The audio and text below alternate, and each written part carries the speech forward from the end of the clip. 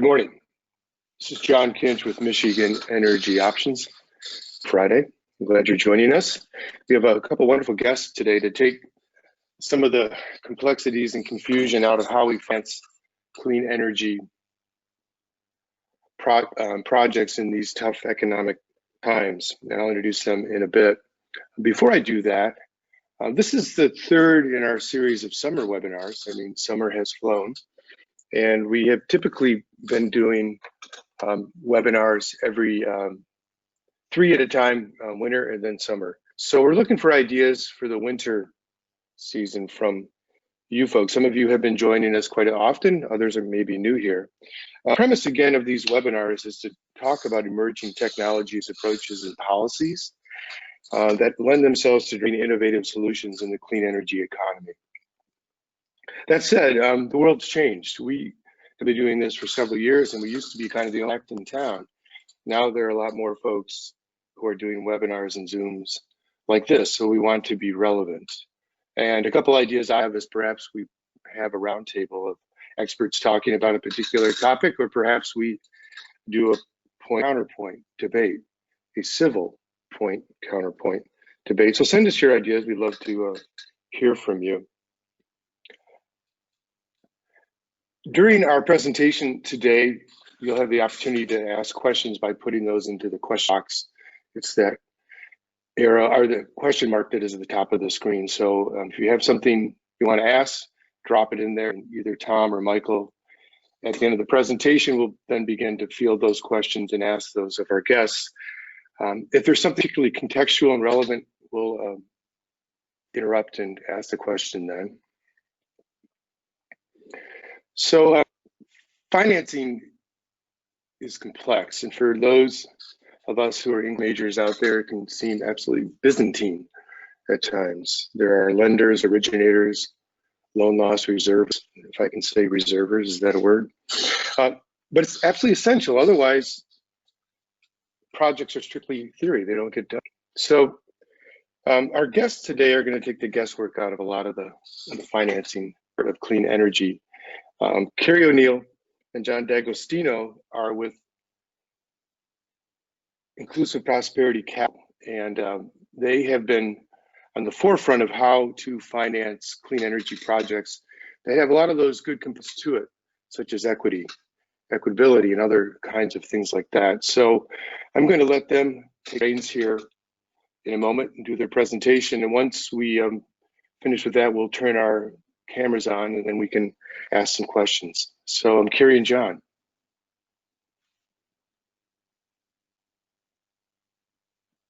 Thank you, John. This is Carrie O'Neill with Inclusive Prosperity Capital, and I'm gonna kick us off and get us started. If we wanna go to the next slide, John, great. So we are a not-for-profit investment fund that really operates at the intersection of community development, clean energy finance, and climate impact. We spun out of the Connecticut Green Bank. I don't know how many folks are familiar with the Connecticut Green Bank. It was the nation's first state-level green bank. And John and I and others originated the multifamily and single family programs at the Connecticut Green Bank, and had a real focus on underserved communities, and really took on underserved community financing across all sectors. And so we saw an opportunity to scale these financing solutions across the country, and have had, you know, a fair degree of success in Connecticut. We've catalyzed over $450 million of investment in these underserved markets in Connecticut. But by no means do we have everything figured out. But I think one of the things that makes us unique is that when we're thinking about financing, we're also thinking about all the other benefits that come with the kind of financing we do. First and foremost, that folks shouldn't be left behind, that everyone should have access to the benefits of clean energy. And what comes with that is not just being part of the transition to a clean energy economy and seeing that in your homes and buildings and organizations and businesses, but that there are health benefits and there are economic development benefits like jobs and you're reducing energy burdens and stabilizing finances of nonprofits and low-income residents and what have you. So that's really the orientation that we come from when we're thinking about financing. So a little bit different than other financiers, but if any of you are familiar with CDFI's, Community Development Financed Institutions, similar to those sorts of organizations, but with a focus on clean energy and resilience. So let's go to the next slide. And let's just talk a little bit about, before, I'm going to let John dive into some of the details and the stories of our financing, but just to give you a sense of the scope of the places that we invest. We have a big focus on commercial and community solar, and we support that in a couple of different ways. We have a solar ownership platform where we own assets for distributed and community solar, particularly for commercial credits that are harder to underwrite, things like affordable multifamily housing and nonprofits and things like that. John will get into this in more detail. We can also just, put debt onto projects. It could be to a property owner. It could be through a project vehicle that another owner has. So we're very flexible in that way. And there's actually quite a lot of activity going on in that space we'll talk about. Solar plus storage, we are really fortunate to have a investment from Kresge Foundation that supports us putting lower cost debt onto these projects to benefit urban communities. We also can do bridge loans, bridging the period between when construction starts and then incentives are paid out. For instance, it could be a rec incentive or something like that. So another area that we focus on is multifamily and nonprofits, a very underserved part of the market, very challenging, and really our sweet spot here is having the time and the patience and put together some strategies and products that allow us to underwrite these harder to underwrite credits. And we have not only term debt and credit facilities that we can provide, but we also can do pre-development loans here. A really important part of unlocking the energy savings is supporting the pre-development piece. We can also create debt facilities on the single family low income side of things. So we're not directly lending to consumers in this area, but we're working with an originator who is, and we're creating the capital source for them so they can make an offer. And then we also do some small scale infrastructure, both in the bridge and the term debt side of things. So let's go to the next slide. And I'm trying to think, oh yeah, that's me still. So just a little bit about how we work before we dive into some of these products and strategies. First and foremost, we work through partnerships on the ground, and very proud to talk about Michigan Saves. It was the very first partnership we created coming out of the Connecticut Green Bank. Love, Mary Templeton and Todd and the whole Michigan Saves team. But it's really a great example of how we can bring our products into a new market through a partner like Michigan Saves, leveraging their relationships with contractors and other stakeholders in the market. And we're bringing solutions that they might not already have. We do this with other green banks as well. And sometimes we co-invest, and sometimes we're bringing our own capital. We can be really flexible. And we'll be covering some of the products that we are partnered with Michigan Saves on. We also partner with technology developers, and we offer a financing solution that's going to help them grow their business. Could be a solar developer, it could be an anaerobic digestion developer. There's lots of different ways that goes. Housing portfolio owners are another great example of this, working with nonprofits, and we actually work with CDFIs as well. So partnering is really key to what we do. But enough of that, let's dive in, and I'm going to turn it over to John D'Agostino, who's going to take us through some of the financing approaches. Next slide. Great, thanks, Carrie. Can everyone hear me okay? Good, okay. All right, so I feel like, Carrie, in your summary, you've almost stolen all my thunder on the product side and kind of our approach to the market. But oh, sorry. no, it's okay. It's kind of part of the gist of how we present ourselves, right? I think one of the things to bear in mind is, because this market segment is so challenging, frequently you end up with kind of very bespoke approaches to the market, and it's challenging for folks to find footing in offering financing that works kind of across project types, geographies, and specific market segments. And so one of the key assets that Inclusive Prosperity brings to the table is we do have standardized products. We go to the market with kind of primary offerings, and if something doesn't fit into one of those silos of those offerings, then we put on our thinking caps and get creative and try to be solutions oriented. So on the product side of the house, our foremost offering here, the Solar Power Purchase Agreement. For those of you who are familiar with solar power purchase agreements, these are basically service contracts whereby you're swapping out the cost of the electricity that you would normally purchase from the grid. You are now purchasing from a solar PV system that is installed on your property, whether via rooftop, ground-mounted systems, or carports. The benefit here being that we're going to, underwrite the design specifications and the economics of the project in order to be sure that we're offering a PPA price that is at a discount to the off-taker's existing electric rate. So first bullet here, that allows us to offer an agreement that allows owners to go solar with no money down and immediately save on their electric bill, right? If you're consuming a certain amount of electricity in a given month, if you swap that electricity out for electricity that's at a lower rate, you're paying less, right, immediately. So that's really the value proposition of the Solar Power Purchase Agreement. The benefit, the upside is IPC is taking over, assumes all the responsibility for that ownership and that system performance.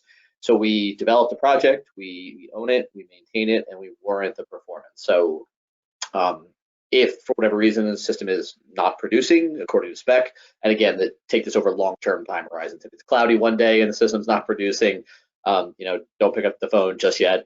Wait for several months of underproduction.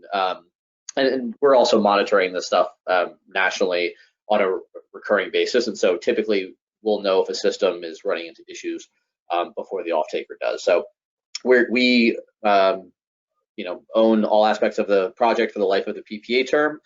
And so it allows the off-takers to kind of breathe easy and not worry about the details of the day-to-day performance of the system.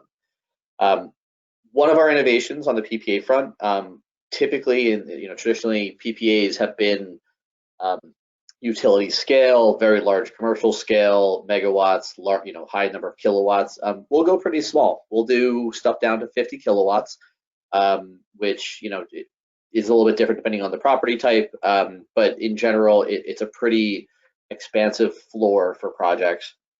And we'll also go up to a maximum of it's a different metric here at $4.5 million of build cost. This tends to be in the 2 to 2.5, maybe 3 megawatt range. We think our sweet spot is in the 50 kilowatt to 1 megawatt space, and probably even in the low 100 kilowatts. So your 100 kilowatt project, your 300 kilowatt projects, schools, nonprofits, municipalities, housing authorities, all of those are kind of that bread and butter that we focus on. So in addition to those sorts of properties, we can do small and medium commercial, as well as community solar as well, focusing on low to moderate income subscriber base. We typically go to market with a 20-year fixed option on the PPAs. We have a couple of levers to pull such that if we can't get to a discount on the existing electric rate, we can go longer. We can go out to 25 years. We can apply an escalator. We typically like to mark those escalators in line with the long run, rate of electric increases in a given market. As you run into some situations where you have very, very high escalators, and it's hard to kind of do the math in your head as to whether it's going to pay off down the road. So we typically try and do fixed, and we try and do low escalators where possible. That not every project will pencil. The economics of Some projects are always more challenging than others, whether because you're at a smaller scale or install costs are high or incentives are low. And so, I just always invite folks to send along your specifications for a given project. It takes, not that long, a few seconds to run the pricing, and we're happy to turn that around as quickly as we're able to. Go ahead to the next slide. Hey, John, can I ask a quick question? This is John Kinch. Sure. So you have an option of a flip at the end of year 5. So is IPC essentially kind of your play is to some extent as the tax equity investor, but also you sounds like you want to actually own and operate this. So explain that a little bit more to me. So given having been on the front lines of this product development at IPC, I can attest that it is a massive logistical lift to put these things together. And so by nature, just by the nature of the PPA, our interest in offering it is to own it. If folks would like to purchase it once the tax credit, the tax benefits, have been accrued to the tax equity investor, we have buyout options at the end of year 6 and every year thereafter. We just don't want to presume in a forward-looking environment like that someone is necessarily going to avail themselves of that option, but that option absolutely does exist. So we set ourselves up on the assumption that we will be the long-term asset owner, including insurance, warranty, O&M, et cetera. Mm-hmm. Okay, got it. Thanks. This is Terry, if I can just add to that, it does mean that we've got a tax equity partner, and so we've put all the pieces together to own assets. Even though we're a nonprofit, this is a model that we had innovated at the Connecticut Green Bank. Through a subsidiary, a for-profit subsidiary, we're able to own and operate the assets and have the tax equity come in and monetize the tax credits. So part of the benefit here is being able to offer a mission-aligned PPA out to the market, to parts of the market where that's really important.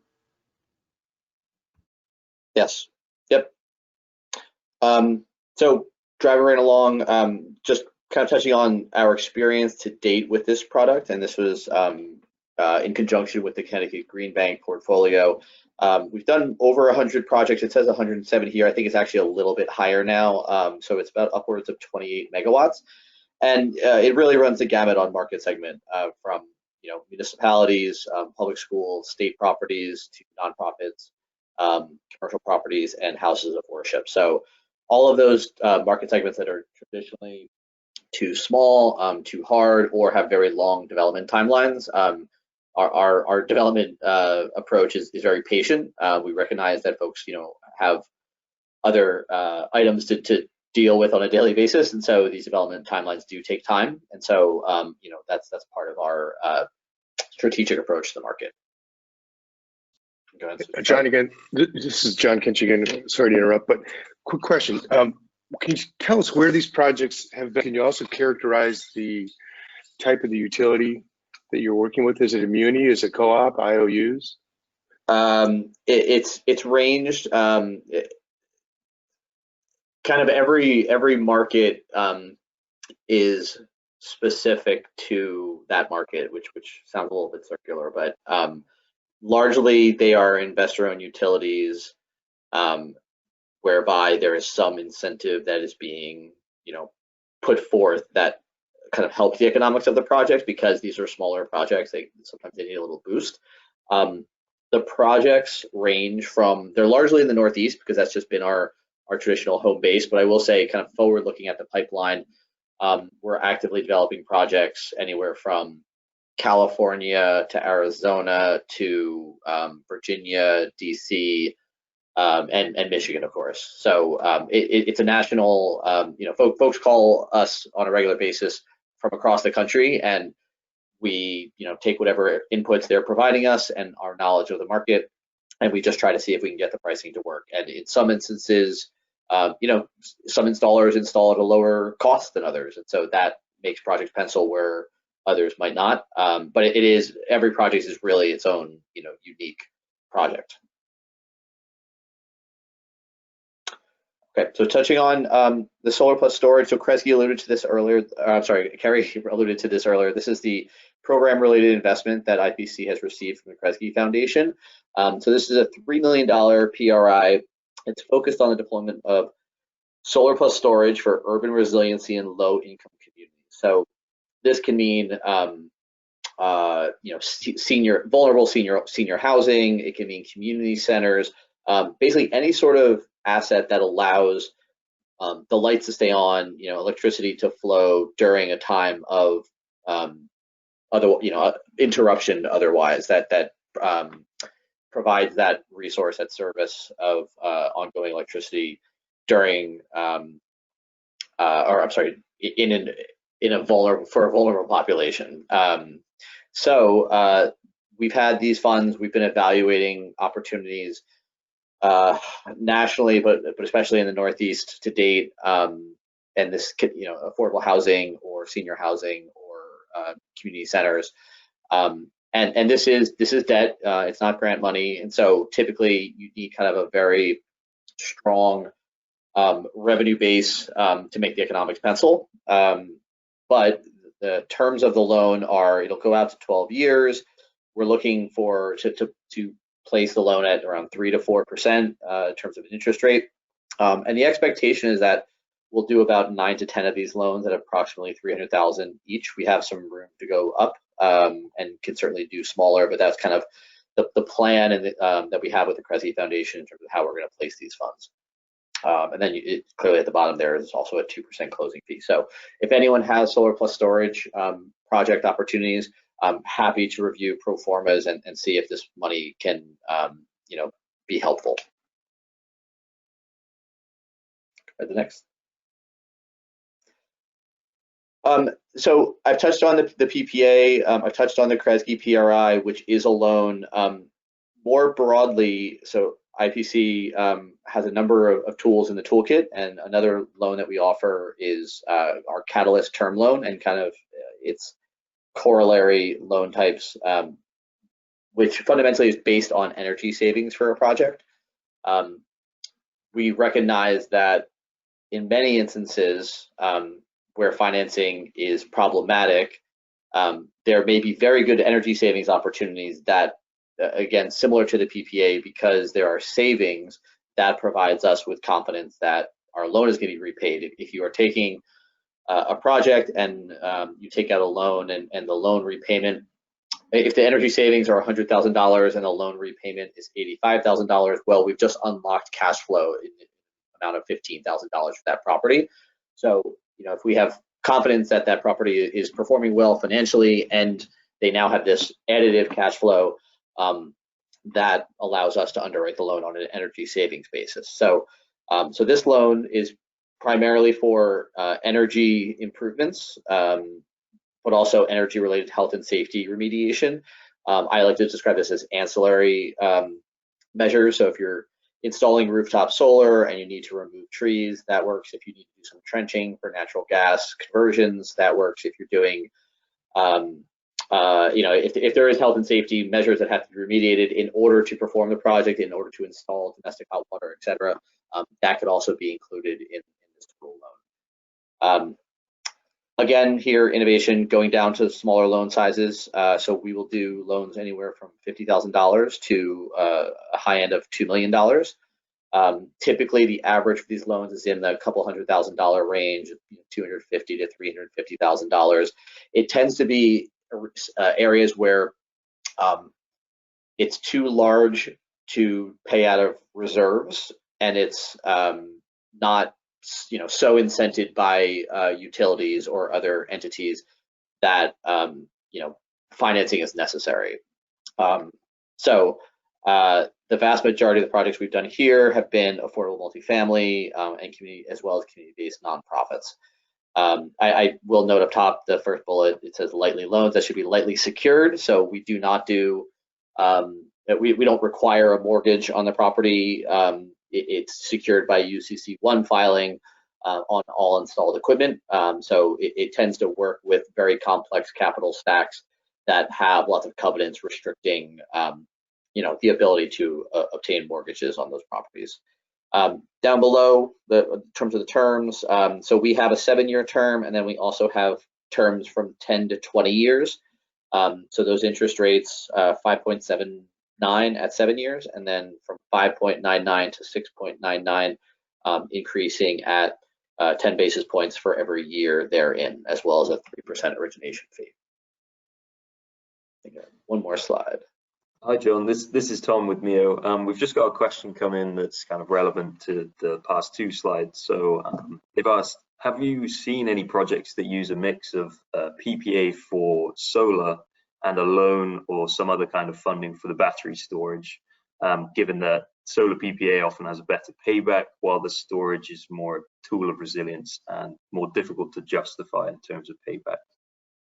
I haven't seen any, but that is a welcome approach. Yeah, like folks are there are scenarios whereby the PPA works for whatever reason. Maybe it's economics, maybe it's just folks just don't wish to own the solar, but they do want to integrate it with some other measures. So whether that's storage or some other efficiency improvements, yeah, it's certainly open that folks are willing, you know, more than able to apply for both products, but they'll just kind of be processed on parallel tracks, right? It won't be one application package. It'll be two separate contracts.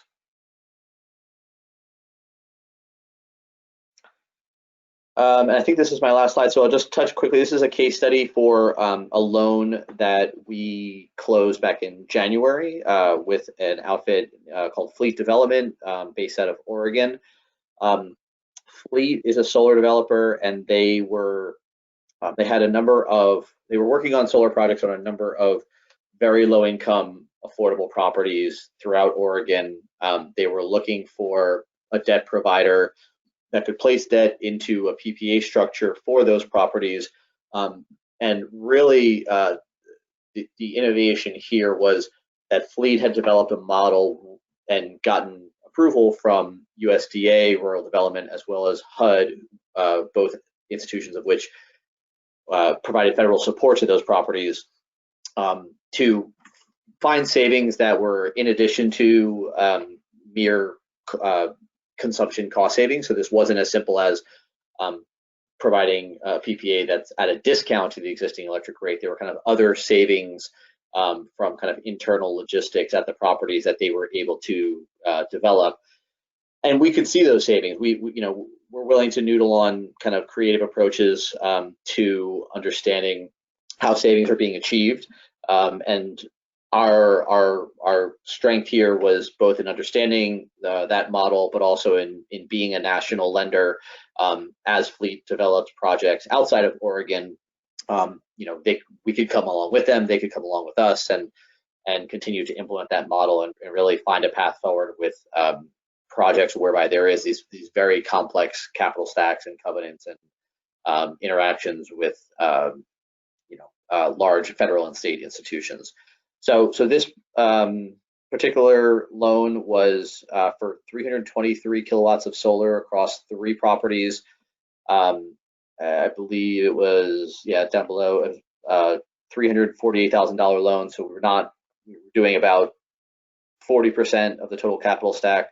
It was for a term of 12 years, and our security was, again, an asset lien on all the installed equipment, as well as collateral assignment, basically cash flows from the properties, seeing how those savings at the property level were rolling up into revenue to the LLC, the special purpose entity.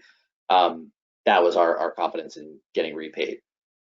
So that was our first loan back in January, and we're continuing to develop new opportunities with Fleet as we speak. Hey, John, this is John Kinch again. Can you say a bit about LIHTC and how that affects or doesn't affect your ability to finance projects, given who's got position in a capital stack?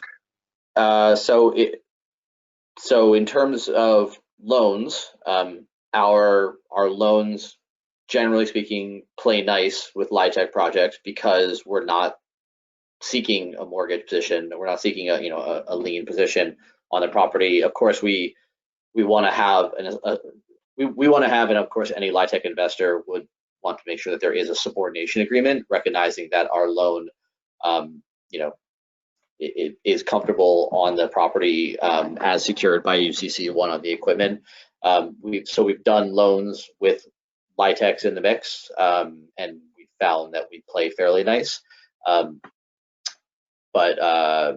Yeah, so because there's not security on the property as a whole, our loans work in those circumstances.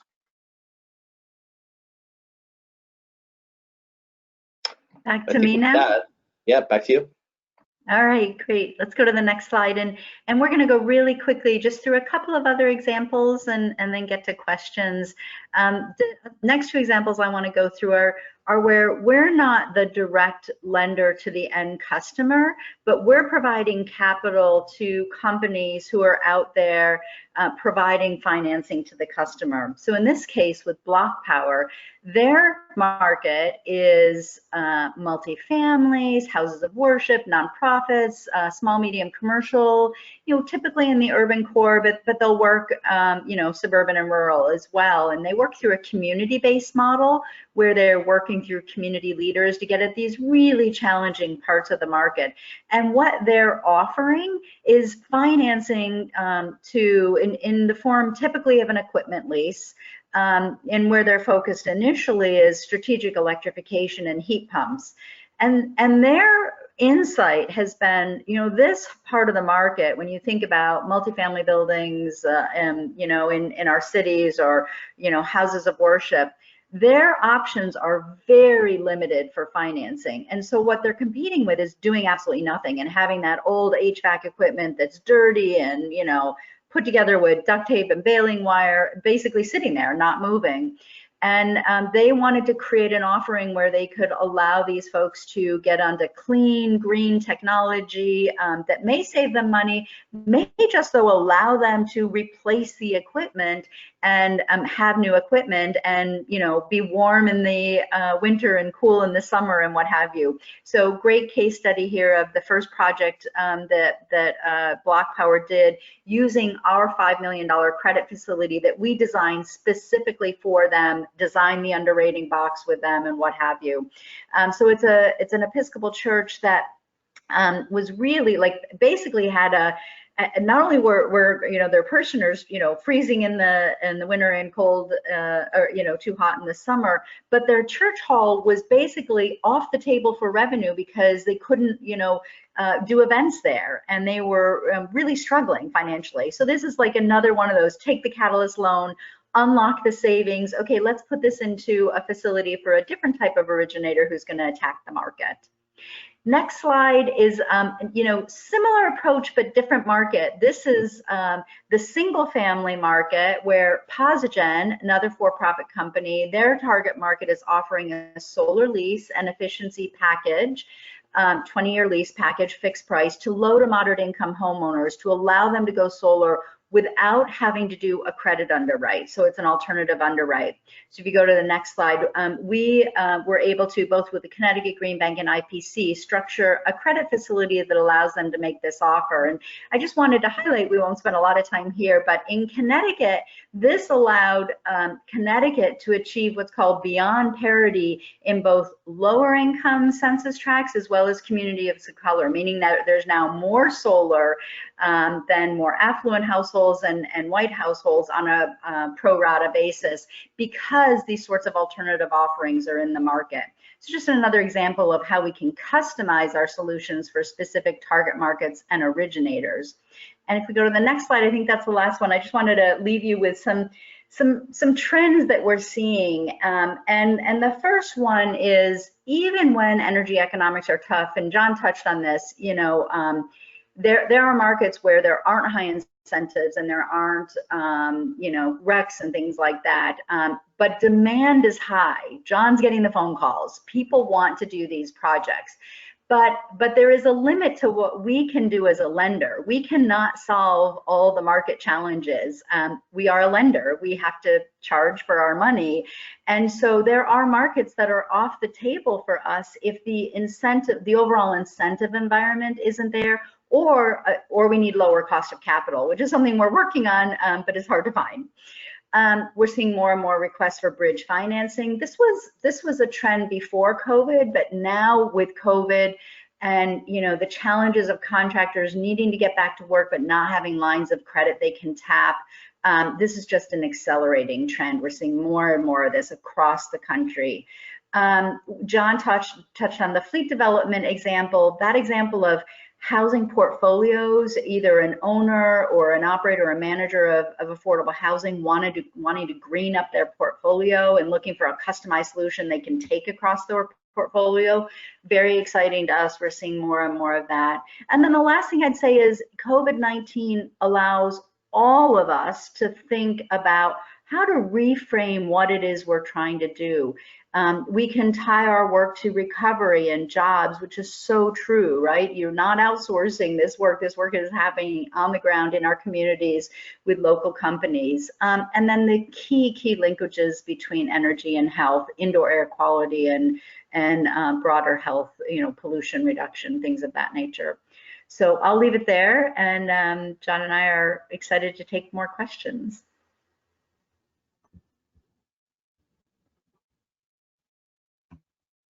Thank you, Carrie. Thank you, John. Can you hear me okay? Yep.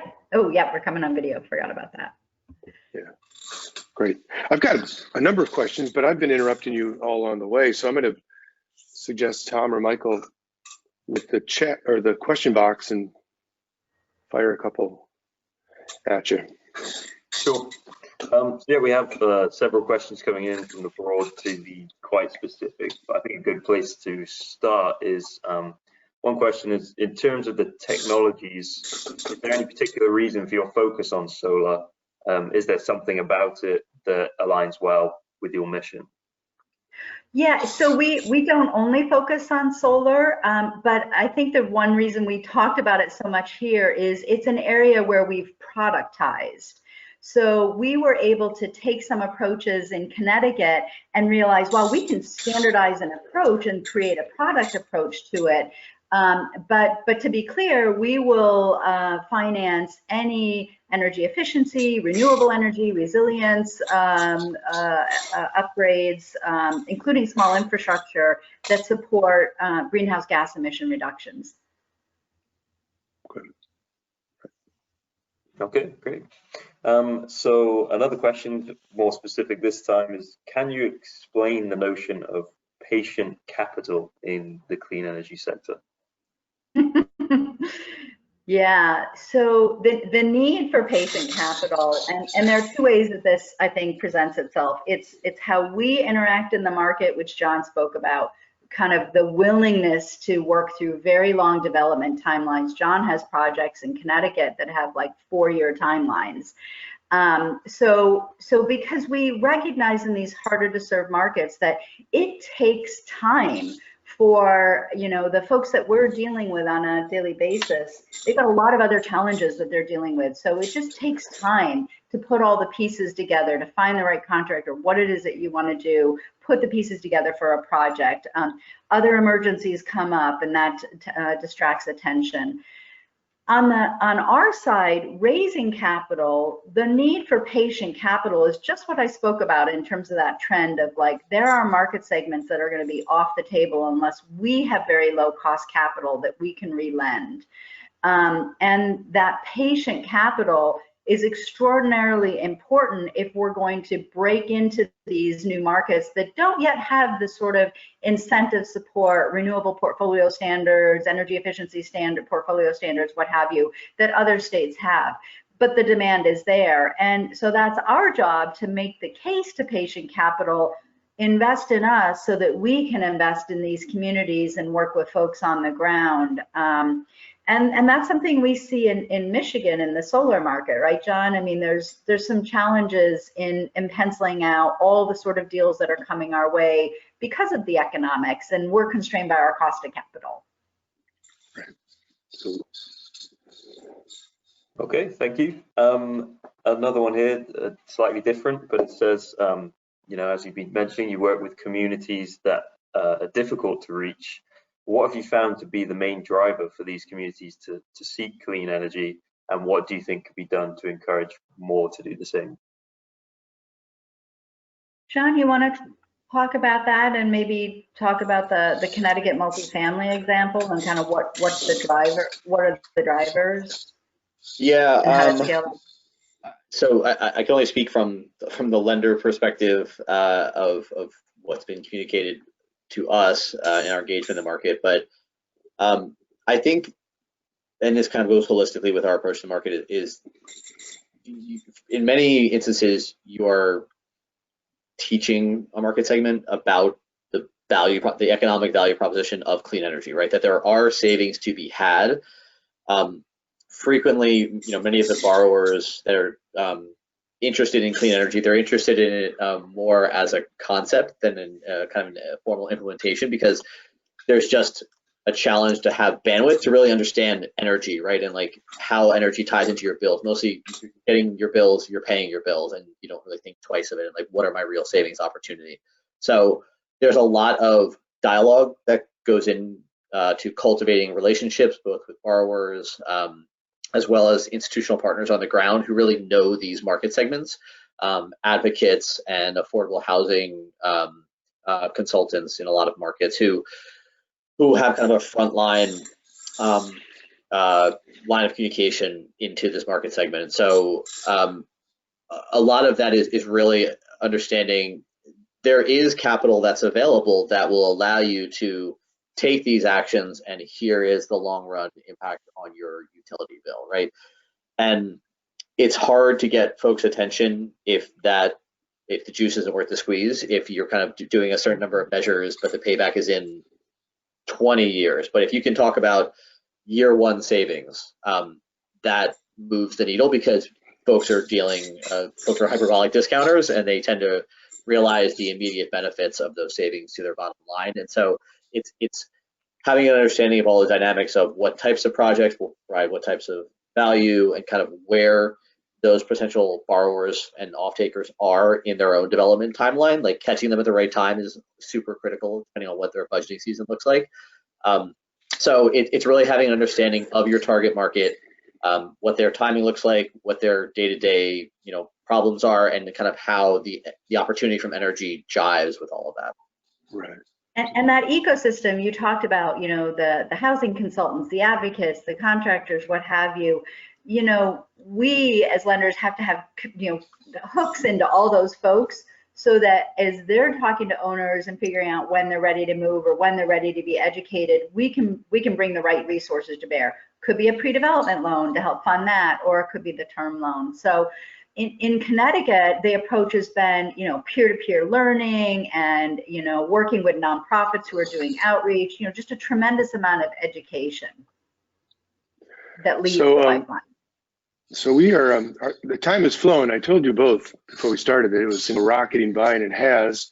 So Tom, please put that last slide in, which is going to be information for people to reach out to Carrie and John. Also, we'll put this recording on our YouTube page, and I will also send an email with the slide deck for people to take a look at and peruse. There's a lot of good information there. I'm going to take the prerogative of asking one question of you both. Let's suppose there's a federal clean energy stimulus in 2020. Perhaps we should pray that there will be such an animal. How would you think that's best spent? That kind of, if the numbers we're looking at, there's a $2 trillion number put out there, what's the best way to spend that in the work that we all care about and are trying to accomplish? Wow, I mean, there's so many ways that it needs to be spent. I mean, first of all, just, weatherization, low-income weatherization, the sort of energy efficiency grant programs or subsidy programs are hugely important for our most vulnerable citizens coming out of the pandemic. That has nothing to do with financing, right? Scaling up those efforts. I argue for reforming the ITC. And, how about that cash grant program that we had during the Obama stimulus years? I think that would be transformative, extending the ITC. There's National Climate Bank legislation, which if that came to be, that would be our long-term patient capital. We, Michigan Saves, others could draw on that and open up these markets. Gosh, John, I'm sure there's other, I don't know if you've got other favorite. There's so many. All of the above is kind of what I would say. Job training. Right. What about you, John? You have any favorites? Yeah, no, I don't know that I have anything else. I think, frequently it's just having a nexus to draw upon, whether that be the financial resources themselves or a clearinghouse for expertise, right? Like just even in the 2 years since we've spun out in IPC, the projects that have come to us have just been incredibly diverse relative to those that we facilitated in Connecticut. And so it's just really opened our eyes to what works in different market segments, and having a national clearinghouse whereby that information kind of flows in both directions, I think just catalyzes, additional innovation in the market and deployment of capital. Yeah, great. Super. Well, thank you both. This has been illuminating. I also want to thank our audience and wish everybody a happy Friday. Take care. Yeah. Thank you, John, for having us. This was fun. Yeah, good. Thank Thank you. you. See ya. Bye-bye. Thanks, everybody. Take care. Bye.